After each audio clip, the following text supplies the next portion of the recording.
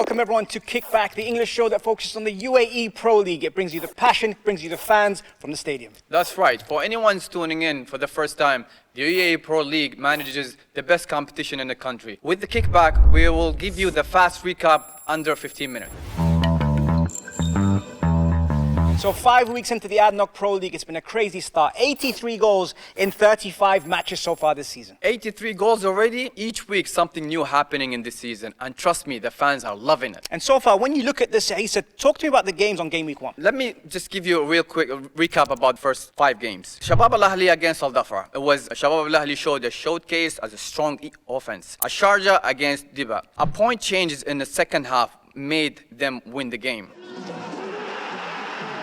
Al-Ain against Al-Batayh was a close victory for Al-Ain. Ajman against Al-Wahda. Al-Wahda secured the first 3 points. And the last game was the Khorfakan against Al Jazeera. A strong consistency led the Khorfakan to win an amazing performance. For me, the standout, Khorfakan against Al Jazeera. Abduli set traps all over, 36% possession, and still managed to get the victory 3-2, which was unbelievable in game week. Let's speak about week 2. Okay. Virus games took place. Al-Ain against Al-Shabab Al-Ahli, they performed very well, setting up the stage for the competition season. What do you think about week 2? Week 2 for me, Al-Dhafra versus Al-Wasl was at 2 years into the league. Okay. Al-Dhafra worked, they showed tenacity, courage, and also that they're going to be a very difficult team to beat despite the giants that they face. Nice. Okay, let's move on to week 3. Week 3 for me was Al-Wasl. Al-Wasl continued their strong start with another win, keeping them in the competition. What do you think? For me, Khorfakan against Sharjah, 2-2.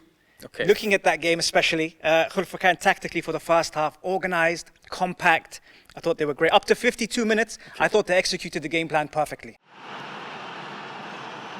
That's nice. When it got to 59 minutes, things started to Sharjah. The players that they brought on made a difference. True. You could tell they were short of fitness, but overall, 2-2, Khorfakan and Sharjah. Okay, let's speak about week 4. Khorfakan against Ittihad Kalba, an action-packed game with Kalba emerging victorious. What do you think? I thought it was good. Again, you never know what to expect in these games, especially at this time of the season. True. Players, new managers, new coaches, new styles of play. So I thought overall it was a good game. And it was a very, very tight game, very compact in the way they played. But I'll tell you one thing. For me, Al-Wahda against Dhafra. Right. That game, plenty of goals, 5-2, okay? The width and the way they exploited the wide areas was insane. Mm-hmm. It almost disguised Al-Wahda's number 9 position because of how well they used the width. What did you make of that game? I've seen that game actually, and Al-Wahda, they had the strong will. Like, what I liked about that game is the momentum of that game have been changed, and the atmosphere of the game. They were not giving up on scoring goals. I remember, or I've seen between halves, the coach was like consistently telling them, even if you can score 10 goals, you can go ahead. But because they need to collect points and they need to step up their stage in the competition, I think they did very well. I thought the chemistry was exceptional, and then it took us into game week 5. Now, with game week 5, what stood out for you on that front? In game week 5, there's 2 games I can speak about. Shabab Al-Ahli against Al-Ain. Al-Ain secured a crucial away victory, honestly. It was a very tough game. I've seen the players were nervous. I've seen the on the offensive way that Al-Ain was playing and the defensive way that Shabab Al-Ahli were playing. They were just the game was intense. That's all I can tell you so far. But Al-Dhafra against Al-Batayh. Al-Dhafra also maintained their momentum with another solid win. So. Yeah, overall, coming into the next week, it sets us up perfectly because right now, you want more coming into the next game week. And especially with Al-Ain beating Shabab Al-Ahli, who are not used to losing. Yes. That's another thing. And they've got the top goal scorer. It sets us up for next week. I can't wait for next week. Me too. I can't wait. Now, let's switch gears to the ADIB Cup. Home and away, no knockout competition. What stood out for you? Al Nassr against Al Batayh. First leg ended up in goals. It was less. It was a draw, 0-0. And then the away, I remember Al Nassr qualified because they won against Batayh 3-2. It was a very dominating possession, but they couldn't find a net while. But they managed to qualify after finding the goal finally. Strategically, when you go into a 0-0 after a first leg, you always think of how the opposing team is going to be on their ground. Yeah. So coming into this game as a player, and you've been there, what is your approach coming into a second leg after drawing 0-0? Mindset is always has to go one stage above, because when you draw, especially at home or away, you always think like, okay, you already know the strategy of how you're going to play against them again. If there's something that was missing from the first time, you just have to practice on it. Even in the practice, the coach consistently telling you what you have to do in the second game, which is, for me personally, you just have to focus on how you switch the game from the first one, so the opponent, even by himself, they can't even track oh, we saw him the first game, he was playing on this way, now we just have to, you know, like switch the game for them so you can surprise them with a new tactic, I would say. Because the fans would have seen a 0-0 draw and thought that the favourites, which was respectively Al-Nassr in that game, were too pragmatic, they were too cautious. Yeah. But they showed that actually they had a plan all along and they wanted to go stronger in the second Stronger in the second, yeah, and they qualified. So congratulations on Al-Nassr. Hope to, for them, I mean, they've been hiding this season, I wouldn't say, but I'm wishing for them like they can, you know, move on forward, and because they have a really good quality of players in the team, and I'm pretty sure they're gonna do something in this season. All right, now to special moments. Over the last couple of weeks, we had a couple. Which one stood out for you? Sardar Azman, a Shabab Al-Ahli player, he came back from an injury for 4 months, and he was subbed against Al-Nassr team, and he scored the winner goal on the 95th minute. An absolute magic. Almost a perfect comeback because it's a great side of football, but then it shows us the cruel side of football. And that is, he got injured in training when they had to stop the session a few weeks back, and now we wish him a speedy recovery. So, from pain to glory. Laba Kojo. How about Laba Kojo from Alain? In week 4, he scored hat-trick against Khorfakan, and he reached 125 goals. So he's the top scorer in Alain so far. What do you think?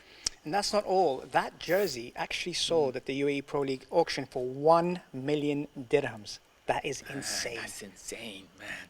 Week 4 must be wild. By the way, it was at week 3 and week 5, Al-Wasl versus Al-Ain and Shabab Al-Ahli versus Al-Ain. It was sold out games. Wow. So shout out to all the fans for doing incredible support for their teams. From those games, which one for you stood out in terms of atmosphere? So with Shabab Al-Ahli, and when I was there, I noticed that things were tense. I noticed that obviously with both teams keeping clean sheets, it was very, very tense in the stadium. No one wanted to lose the game. Okay, so bring it back to both teams, both of them. They have like a history of derby. They made it their own derby. The both fans, there's always a competition between them. I'm talking about outside the field, especially within the majlises and in the restaurant, between families, the competitions between them is on fire. I'm talking about since 2015 until today. So that's what I agree with you about. It's always been intense. And even though it's early in the season, you could feel that this was a statement of intent of who wants to win the league. Shabab Al-Ahli obviously being champions